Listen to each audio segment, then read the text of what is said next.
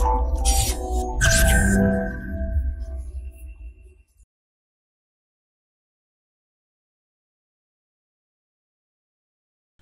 Friends, this is Gautam Pandey coming up with the next round of new simplified. तो आज की video में हम बात करेंगे व्हाट आर RFID टैग। तो फर्स्ट ऑफ ऑल जरा देखते हैं कि आखिर RFID टैग आखिर न्यूज़ में क्यों है।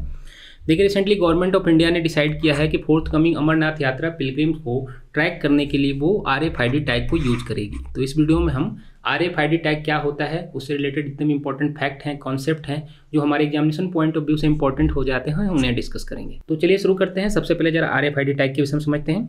देखिए, RFID टैग की फुल फॉर्म की बात करें तो इसका फुल फॉर्म होता है radio frequency identification tag.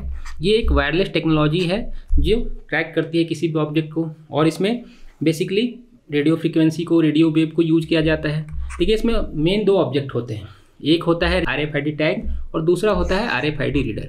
RFID tag जो होता है उसमें बहुत सारे डाटा स्टोर होते हैं, मीन्स इनक्रिप्टेड इन्फॉर्मेशन होते हैं, सीरियल नंबर वगैरह होता है, जो मेन इंपॉर्टेंट डाटा होता है इसी में टैग होता है, और इसे प्लांट कर दिया जाता है किसी भी ऑब्जेक्ट पे ताकि आसानी से उसे ट्रैक किया जा सके। देखिए, ऑब्जेक्ट कुछ भी हो सकता है, कोई पर्सन भी हो सकता है, कोई स्टोर में रखी हुई कोई सामान भी हो सकती है, कोई कार भी हो सकता है। हाल फिलहाल में आप लोगों ने देखा होगा बहुत सारे कार पर फास्ट टैग लगा होता है जिससे आसानी से टोल टैक्स डिटेक्ट हो जाता है।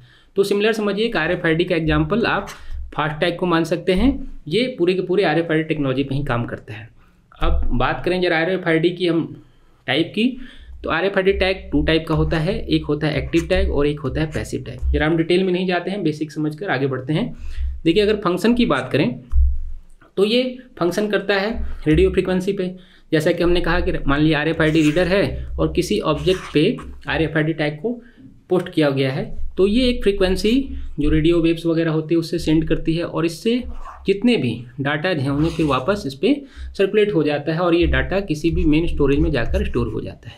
तो ऐसे में किसी भी ऑब्जेक्ट को ट्रैक करना बहुत आसान हो जाता है, और ये किसी फ्रीक्वेंसी पे काम कर सकती है। लो फ्रीक्वेंसी पे भी काम कर सकती है, हाई फ्रीक्वेंसी पे भी, अल्ट्रा हाई फ्रीक्वेंसी पे भी काम कर सकती है। तो ये एक इंपॉर्टेंट पॉइंट है। देखिए, सिमिलर टू बारकोड टेक्नोलॉजी के तहत होता है। जैसे बारकोड टेक्नोलॉजी आप लोगों ने, सभी लोगों ने देखा होगा कि आप किसी शॉप वगैरह में जाते हैं तो देखते हैं कोई सामान जिस पे बारकोड लगा होता है, उसे बारकोड से आसानी से रीड कर लिया जाता है और उसके माध्यम से पूरी की पूरी जो डाटा होती है वो सामने आ जाती है, कंप्यूटर स्क्रीन पे दिखने लगता है। सेम इस टेक्नोलॉजी में भी ऐसा ही होता है, बट थोड़ा सा डिफरेंसेज होता है। बारकोड टेक्नोलॉजी में क्या होता है कि जो भी ऑब्जेक्ट होंगे उनका लाइन ऑफ साइट पे होना इंपॉर्टेंट होता है, मीन्स सामने होना जरूरी होता है। बट RFID टेक्नोलॉजी में ऐसा कोई जरूरी नहीं है कि जो ऑब्जेक्ट हो उसका सामने होना भी जरूरी है। वो उसे 200 मीटर 300 मीटर दूर से भी डिटेक्ट कर सकता है, ट्रैक कर सकता है। दूसरी तरफ देखिए, बारकोड टेक्नोलॉजी में क्या होता है कि एक साथ सिर्फ और सिर्फ आप एक ऑब्जेक्ट को ट्रैक कर पाते हैं, बट RFID टेक्नोलॉजी में ऐसा बिल्कुल नहीं होता है। एक साथ वो मल्टीपल ऑब्जेक्ट को ट्रैक कर सकता है। मान लीजिए कि जैसे कि अभी बात हुई कि अमरनाथ यात्रा में पिलग्रिम को ट्रैक किया जाएगा, तो 200 पीपल हैं, 300 पीपल हो, उन्हें एक साथ ट्रैक कर सकता है और उनके डाटा को डिटेक्ट कर सकता है।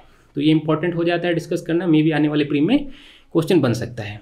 तो होप आपको ये वीडियो समझ में आया होगा। Thanks for watching. Current Affairs by Forum IAS is an all-in-one program that covers the dynamic aspect of the syllabus from both prelims and mains perspective. Last year, we have helped more than 100 students crack IAS with our current affairs classes.